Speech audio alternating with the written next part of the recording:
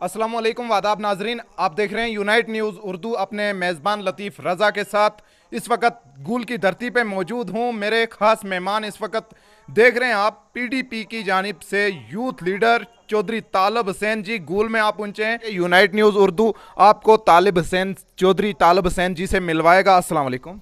वालेकुम अस्सलाम। खैरियत से हैं जनाब? हाँ अल्हम्दुलिल्लाह, बहुत शुक्रिया। ये कब से आप चल रहे हैं मैडम जी के साथ साथ में, कब से आपके ये इलाकाई सतह के दौरे लग रहे हैं? देखिए जनाब, जहाँ तक ताल्लुक़ है आपके, मैं सबसे पहले शुक्रगुज़ार हूँ आपकी उर्दू न्यूज़ का, कि आपने हमेशा हमारी आवाज़ उठाई, लेकिन अंदर बाहर आना लगा रहता है। और दूसरा, आप लोगों ने देखा होगा कि मैडम का दौरा जो था, स्पेशली पुंछ राजौरी के अंदर आपने देखा, बहुत बड़े 5 दिन का दौरा था, 5-6 दिन का, और उसमें देखा आपने कि किस तरह से लोगों का सैलाब निकला।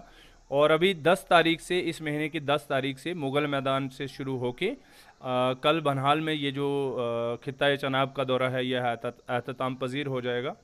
और आपने अगर मुग़ल मैदान की बात करें तो मुग़ल मैदान में देखिए कि वहाँ पे घोड़ों के साथ, मुग़ल मैदान छात्रू में घोड़ों के साथ, और ट्राइबल कम्युनिटी की जो ट्रेडिशनल विमेन टोपी रहती है, जिसे लचका कहते हैं, तो उसके साथ मैडम का इस्तकबाल किया गया। उसके बाद फिर किश्तवाड़ में लोगों का बहुत बड़ा हजूम under the leadership of our leader, क्या लगता है आप साहब, वहाँ पे बहुत बड़ा प्रोग्राम हुआ। उसके बाद सब जगह प्रोग्राम करते रहा, माहौल बनाने में कामयाब हो जाएंगे?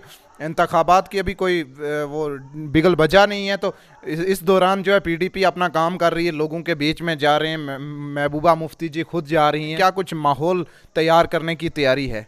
देखिए, इलेक्शन माहौल की तो बात ही कोई नहीं है। आपने देखा कि रियासत जम्मू व कश्मीर के अंदर अभी इलेक्शन का तो कोई मामला है नहीं।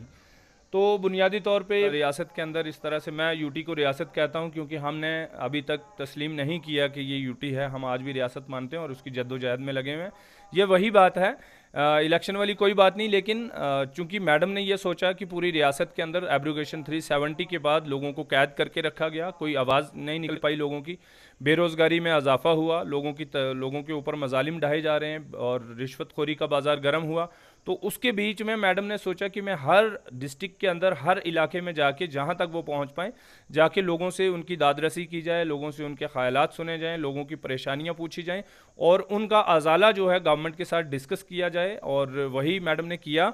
और आज का भी दौरा सिर्फ माज इस गर्ज से है, हमने इलेक्शन के लिए ये जो हमारा ये टूर है, ये इलेक्शन के लिए कतई नहीं है। आपने सुना होगा कि हमने हमारे किसी भी प्रोग्राम में किसी हमारे फ़र्द ने या किसी हमारे लीडर ने, इनफैक्ट मैडम ने तो कहा ही नहीं, किसी एक बंदे ने भी ये नहीं कहा होगा कि आप पीडीपी के साथ जुड़ जाइए या पीडीपी को आप वोट दीजिए, क्योंकि जब वोट आएगा तब देखा जाएगा, जहां जिसको मर्जी होगी दे दीजिएगा। लेकिन फ़िलहाल रियासत के तशख़्ख़ुस की बहाली है, रियासत में 370 को वापस लाने की बात है, 35A को वापस लाने की बात है, यहाँ के हकूक़ की बात है, यहाँ की जो हमारी पीडीपी अपने इस एजेंडे पे कायम है कि दफ़ा 370 को वापस लाने के लिए जो है पीडीपी अभी पुरज़म है। आपने सुना नहीं कि मोहतरमा महबूबा मुफ्ती साहिबा ने कहा कि अगर रियासत में जब तक 370 35A और रियासत का दर्जा बहाल नहीं किया जाएगा, वो खुद इलेक्शन नहीं लड़ेंगी। तो ये तो बहुत पॉपुलर स्टेटमेंट है उनकी, ये तो पूरी रियासत, इनफैक्ट पूरी दुनिया के अंदर पता है। तो हमारा इलेक्शन वाला कोई मामला नहीं है, हम इलेक्शन को लेके नहीं चल रहे। इलेक्शन को लेके चल रहे होते तो बाकी पार्टियां भी होती।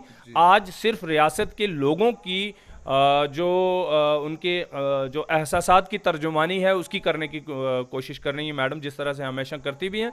लोगों के दर्द सुनने के लिए हर जगह पहुंच रही हैं, जहां पे कहीं पे हम देखते हैं कि अगर 5-10 लोग भी हैं, हम रुकने की कोशिश करते हैं, लेकिन खुदा का लाख लाख शुक्र है कि जहां पे भी जाते हैं लोग सैकड़ों की तादाद में आते हैं, मैडम को अपनी बात बताते हैं। मैं एक छोटी सी आपको बात बताता हूँ। आप इलेक्शन वाली बात कर रहे थे, जब हम पुंछ राजौरी का दौरा ख़त्म करके जम्मू पहुँचे हैं तो वहाँ पे प्रताप सिंह जमवाल करके एक सोशल एक्टिविस्ट हैं, जो पहले किसी पॉलिटिकल पार्टी से, आज हैं कि नहीं है वो नहीं मुझे पता, लेकिन वो पीडीपी के रुकन नहीं है। जम्मू के अंदर एक बड़ा नाम है यूथ के अंदर उनका, वो पीडीपी के रुकन भी नहीं है, पीडीपी से वाबस्तगी भी नहीं है। वो आए, मैडम से मिले और मैडम से कहा कि हम आपके मशकूर हैं चूँकि आप हमारी आवाज़ उठा रही हैं। तो मैं भी वहाँ पे मौजूद था और उन्होंने ये कहा कि आप रेत और बजरी की बात करते हैं। उससे पहले हमें भी, पीडीपी वालों को भी लगता था कि मैडम ये रेत और बजरी की क्या बात करती हैं। उस दिन हमें समझ में आया कि जब उन्होंने बताया कि रेत और बजरी वाले मसले पे जो कंपनीज के डंपर्स वगैरह आते हैं उनको कोई नहीं पूछता, लेकिन जो एक गरीब बंदा है ट्रैक्टर यूनियन का ट्रैक्टर यूनियन के लीडर्स ने ये बात करी कि ट्रैक्टर वाला एक जो है कर्जा लेके ट्रैक्टर को खरीदता है और किस्तों के ऊपर ट्रैक्टर को चलाता है, बेचारा अपने परिवार को भी पालता है, लेकिन फिर जब रेत निकालता है तो उससे 10-20 हज़ार रुपये पुलिस रिश्वत मांगती है। अगर नहीं वो दे पाता तो उसके बाद कोर्ट में 70,000 के करीब जो है उसको जुर्माना देना पड़ता है। तो ये ट्रैक्टर्स वाले लोगों ने कहा कि मैडम आप हमारी तर्जमानी करती हैं, ये हम आपको बताना चाहते हैं कि ये हमारा इस मुसीबत का जी आपसे सुन लीजिए।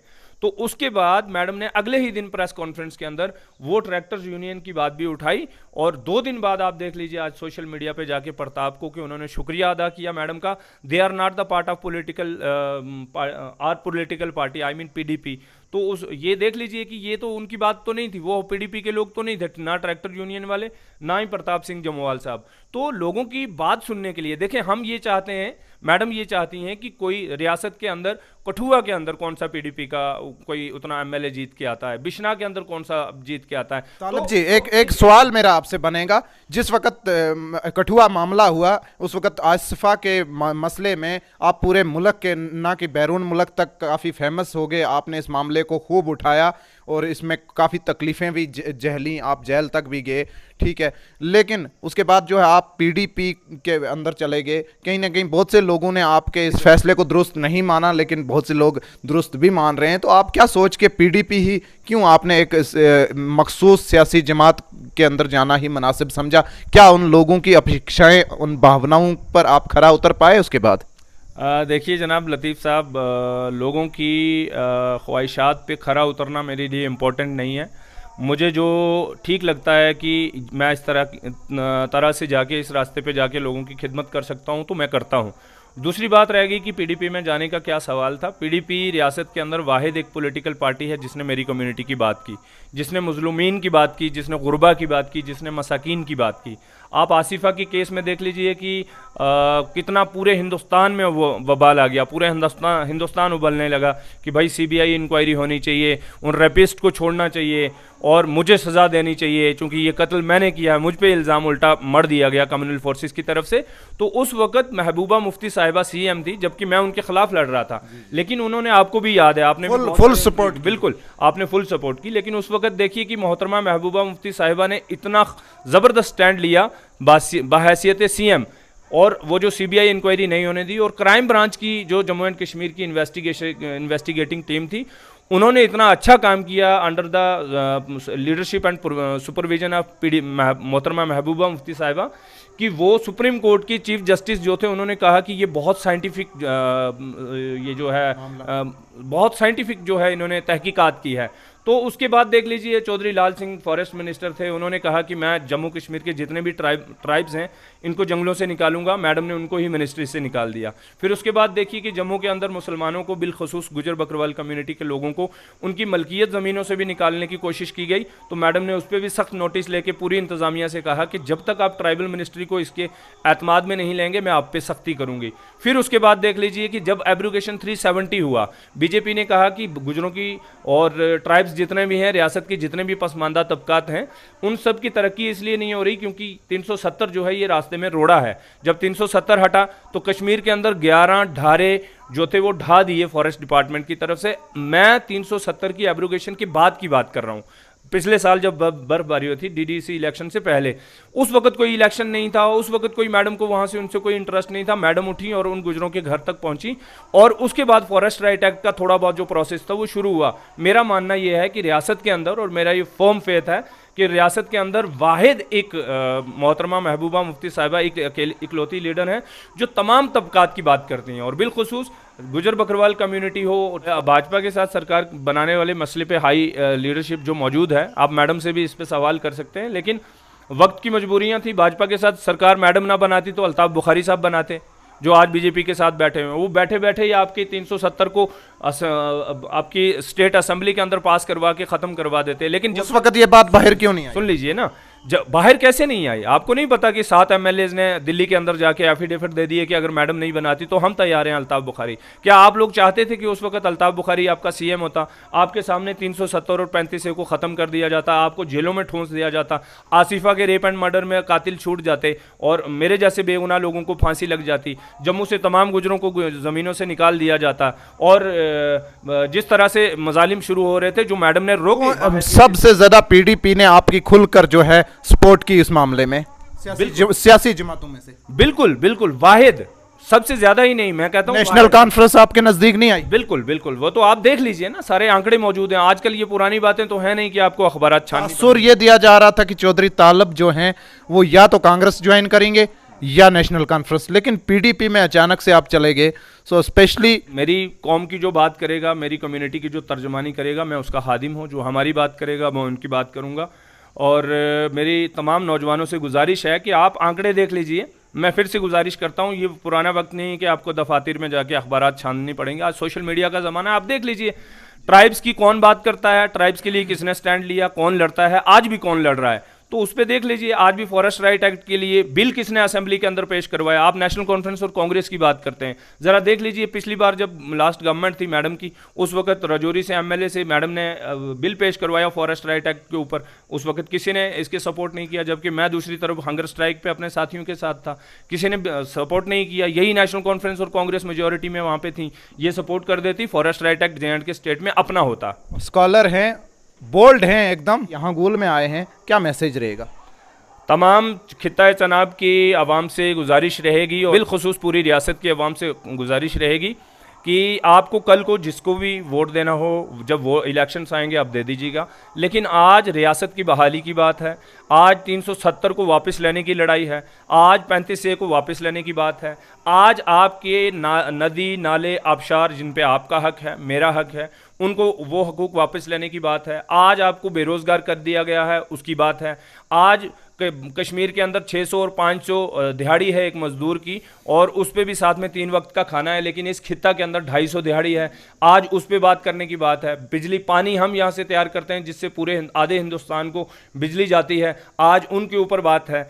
आज आपकी जो आपसे जो आपकी ज़मीनें छिन रही हैं उनकी बात है, आज आपकी जो नौकरियां आपसे छिन रही हैं उनकी बात है, आज जो नौजवानों पे मजालिम ढाए जा रहे हैं, कश्मीर के अंदर जिस तरह से बेगुनाहों के कत्ल हो रहे हैं उनकी बात है, और उसके बाद जिस तरह से बेगुनाहों को उठा उठा के जेलों में बंद किया जा रहा है उनकी बात है।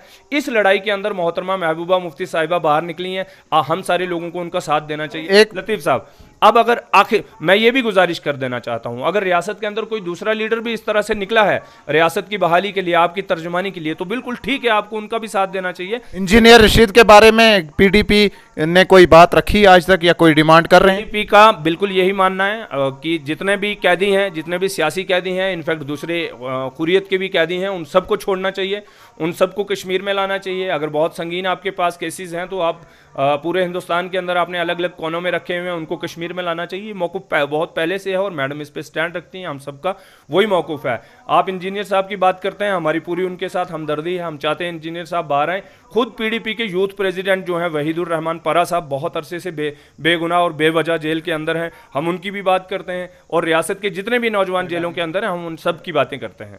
ओके, शुक्रिया नाजरीन। ये थे चौधरी तालब हुसैन एडवोकेट जो इस वक्त पीडीपी के अंदर मौजूद हैं, और पीडीपी की सरकर्दा प्रेसिडेंट जो हैं वो महबूबा मुफ्ती जी इस वक्त गोल में आ पहुंची हैं, और अभी जो है उनका प्रोग्राम यहाँ पे शुरू होने जा रहा है। इस दौरान हमने चौधरी तालब हुसैन साहब को आपके सामने ऑन स्क्रीन किया था। नाजरीन, दीजिए लतीफ़ रज़ा को इजाज़त, मिलता हूँ अगली रिपोर्ट में। अल्लाह हाफ़िज़।